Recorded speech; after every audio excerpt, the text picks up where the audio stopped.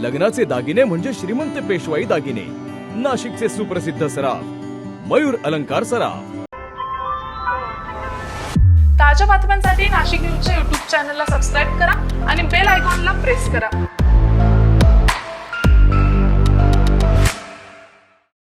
नाशिककर, स्वच्छता असे जिथे आरोग्य वसे तिथे, म्हणून ओला, सुका आणि इलेक्ट्रॉनिक कचरा वेगळा करा। ओला कचरा म्हणजे स्वयंपाकघरातील उरलेले अन्न, फळभाज्यांचे अवशेष आणि इतर नैसर्गिक कचरा, हे सर्व हिरव्या कचरा पेटीत टाका। सुका कचरा म्हणजे कागद, प्लास्टिक, कपडे, काच व धातूच्या वस्तू, हा कचरा निळ्या कचरा पेटीत टाका। आणि इलेक्ट्रॉनिक कचरा म्हणजे फोन, संगणक, टीव्ही, चार्जर, बल्ब, इलेक्ट्रॉनिक उपकरणे व वैद्यकीय साधने, हा कचरा वेगळा जमा करून घंटागाडीतील कर्मचाऱ्यांकडे सुपूर्द करा, कारण स्वच्छ शहर ही आपली जबाबदारी आहे। नाशिक महानगरपालिकेच्या वतीने जनहितार्थ प्रसारित।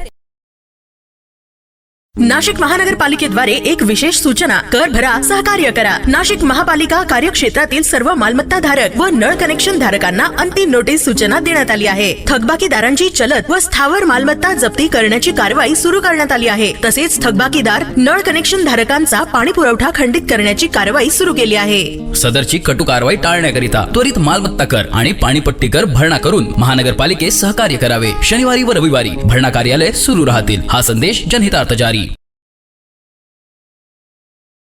मोकाट आणि भटक्या श्वानांचे निर्बीजीकरण करण्यात येत आहे, तरी सर्व जनतेस आवाहन करण्यात येत आहे की महानगरपालिका कार्यक्षेत्रातील पाळीव श्वानांची नोंदणी करून घ्यावी। नाशिक महानगरपालिका अधिनियमातील कलम 127(2), 194(1), 454, 457(7) आणि 17 यामधील तरतुदीनुसार महानगरपालिका हद्दीत श्वान पाळण्यासाठी कर लागू होतो। त्यानुसार नाशिक महानगरपालिका कार्यक्षेत्रात असलेल्या पाळीव श्वानांची नोंदणी पशुसंवर्धन विभागामार्फत केली जाते। याकरिता नोंदणी प्रक्रियेद्वारे आणि विहित शुल्क भरून श्वानांची नोंदणी आणि नूतनीकरण कामकाज विभागामार्फत करण्यात येते। महानगरपालिका नाशिक द्वारे जनहितार्थ प्रसारित। कुष्ठरोग हा शाप नाही, तर एक उपचार योग्य आजार आहे। मायकोबॅक्टेरियम लॅप्रे जीवाणूमुळे होणारा हा जुनाट संसर्गजन्य रोग त्वचा, मज्जातंतू आणि नाकाच्या आतील त्वचेवर परिणाम करतो। सुन्नपणा, फिकट पॅचेस, बोटे वाकडी होणे किंवा नाक चोंदणे ही त्याची लक्षणे आहेत। संसर्ग झाल्यानंतर लक्षणे दिसायला 5 ते 20 वर्ष लागू शकतात, पण घाबरण्याचं कारण नाही। मल्टी ड्रग थेरपीने हा रोग पूर्णपणे बरा होऊ शकतो। म्हणूनच वेळेवर निदान करा, उपचार घ्या आणि जागरूकता पसरवा। सार्वजनिक आरोग्य विभाग, नाशिक महानगरपालिका द्वारे जनहितार्थ प्रसारित।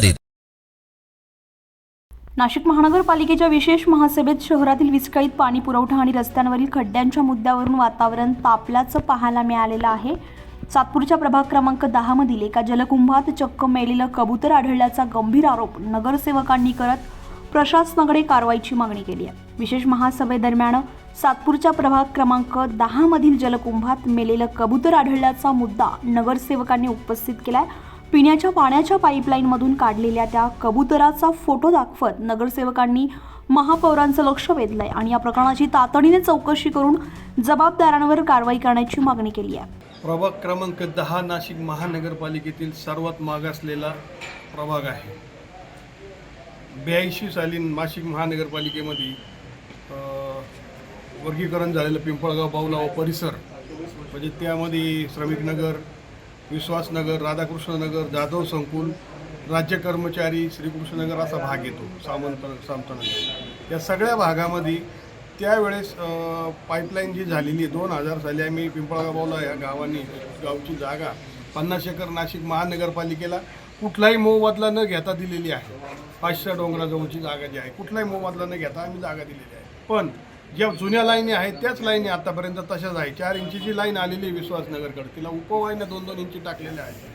त्या लाईनीमध्ये आता 3-4 दिवसापासून पिष्ट यायचे, म्हणून 2-3 ठिकाणी ते ओपन करून बघितलं आम्ही प्लंबरला घेऊन, तर त्यामध्ये ॲक्च्युली कबूतर आले आणि त्या कबुतरांचा फोटो आणि व्हिडिओ आम्ही काढलेले आहे।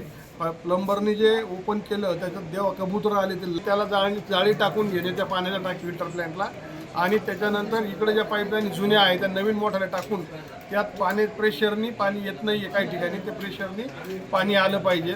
आणि 2000 साली जे डांबरीकरण झालेलं आहे आमच्या प्रभागामध्ये, त्यानंतर कुठल्याही प्रकारचं मेन रस्ता सोडा तर कुठल्याही प्रकारचं डांबरीकरण झालेलं नाही। त्यासाठी त्या प्रभाग क्रमांक 10चा सगळ्या पत्रकारांना पण मी आवाहन करतो की सगळ्या पत्रकारांनी पाहणी करून घ्या। त्या नाशिक महानगरपालिकेने आतापर्यंत त्या गावासाठी काही केलेलं नाही। त्या गावाने जी जागा दिली त्या जागेचा मोबदल्यात सुद्धा एक काम सुद्धा त्या गावाला दिलेलं नाही। त्यासाठी दरम्यान या प्रकारावरून नगरसेवकांनी पाणी पुरवठा विभागाच्या कामकाजावर तीव्र नाराजी व्यक्त केली आहे. दूषित पाणी पुरवठ्यामुळे नागरिकांच्या आरोग्याशी खेळ होत असल्याचा आरोप करत प्रशासनाला धारेवर धरलाय. या प्रकरणात महानगरपालिका प्रशासन नेमकी काय कारवाई करणार याकडे आता नागरिकांचं लक्ष लागलंय. संजय परमार, नाशिक न्यूज, नाशिक. ताज्या बातम्यांसाठी नाशिक न्यूजच्या यूट्यूब चॅनलला सबस्क्राईब करा आणि बेल आयकॉनला प्रेस करा.